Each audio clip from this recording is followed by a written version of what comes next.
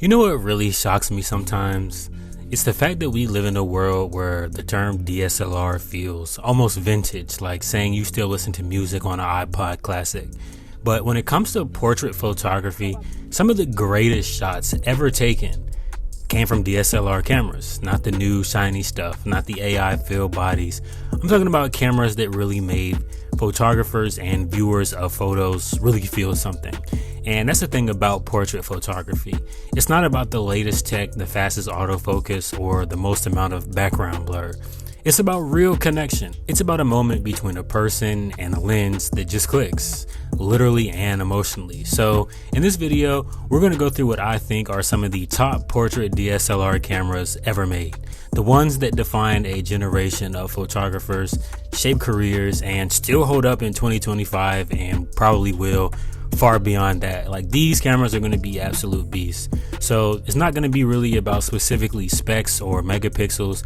We're talking about what these cameras felt like to shoot with, the character, the color, and the soul that made the portrait work genuinely special.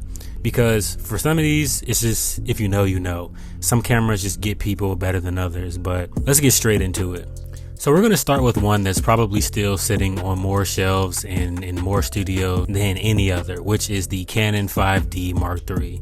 This camera really is the definition of dependable. If the photography industry had a Toyota Camry or something like that, this was definitely it, except it was beautiful. That sensor had this warmth to it that really made skin tones give it like that cinematic film-like look. I know people hate saying that, but it's true.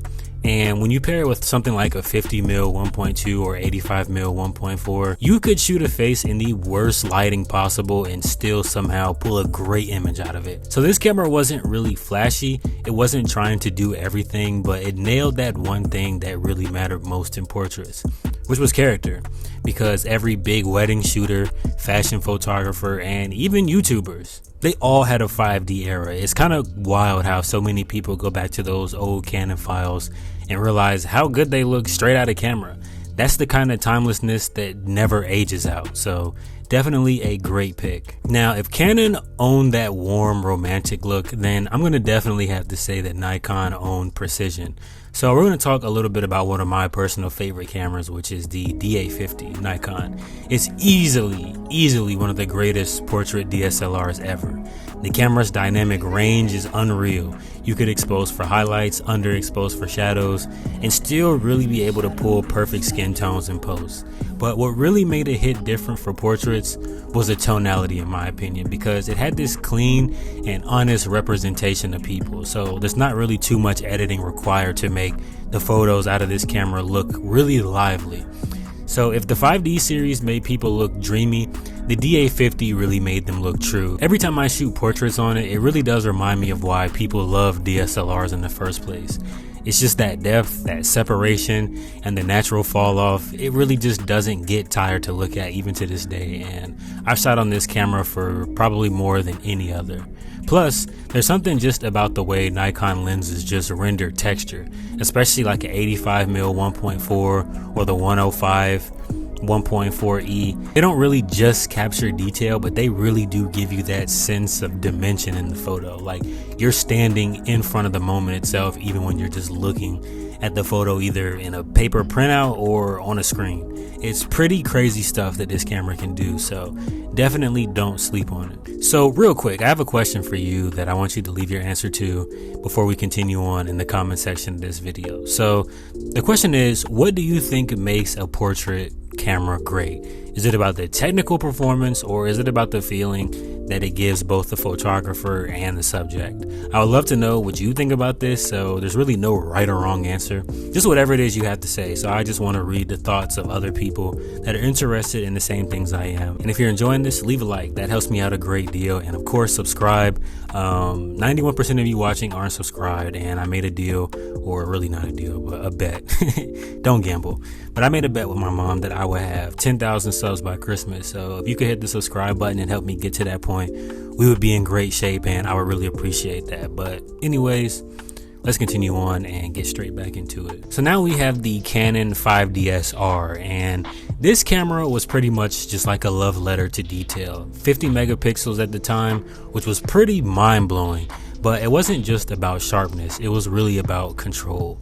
When you were doing editorial or beauty portraits, this thing really did give you skin texture like no other. Like, retouchers loved this camera and the files that came from it. It was kind of like having a microscope that somehow still made your subject look really flattering.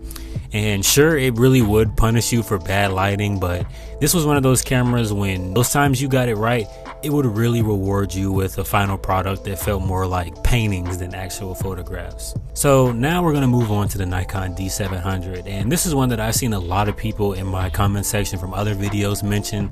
So here's your tribute to your probably favorite camera or one of your favorites. I feel like this camera is where a lot of photographers really learn to start to feel their work. Like, they had probably mastered that technical side point with, you know, the operation of the camera itself, and then also understanding the fundamentals, i.e. the exposure triangle. The D700 had a kind of grit to it, like that full frame sensor with just enough megapixels to give you room to play around with, but not so many that you spent hours like editing pores and stuff like that. The colors were deep, they were rich, and they were cinematic. It was one of those cameras that almost was more emotional than technical.